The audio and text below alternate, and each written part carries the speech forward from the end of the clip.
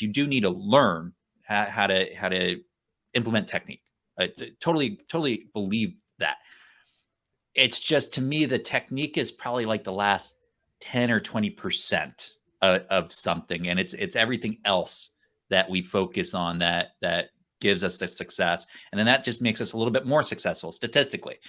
So I kind of felt like I heard the same thing from you. It's like, hey, I can teach a technique. Anybody can teach technique, but what about all this underlying self-confidence? What about this this belief in yourself, and so on and so forth? Who's focusing on that, and are we putting the energy into that? And you you hit the nail on the head.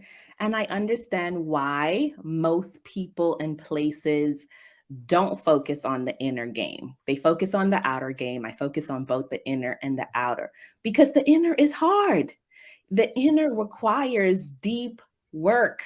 And it's easier when you are in business to just really give those 7 steps to a better sales conversation, 12 ways to make your signature speech stand out.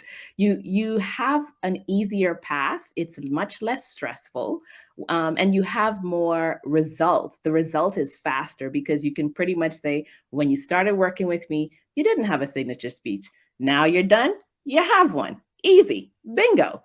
But we also coach around the intangibles, which is that inner game. And that inner game is tough because you could have that signature speech, you have your marketing assets, you have your nice photographs, but inside yourself, you're still scared. You're scared to put yourself out there. You don't know how to handle the rejection. What if somebody makes a negative comment about you online? What are you going to do? You're going to crawl back into hiding. If you haven't addressed any of those things, all you have is all the books on your shelf that you've read and taken notes and written all the tactics and stuff down. And then later on, you go back and you look at the tactics and you're like, I don't even remember what goes where. So you're absolutely right. Tactics are important.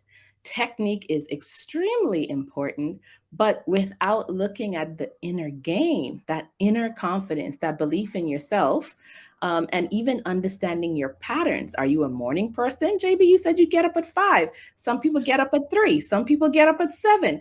All of these things influence how you perform or how to maximize your performance.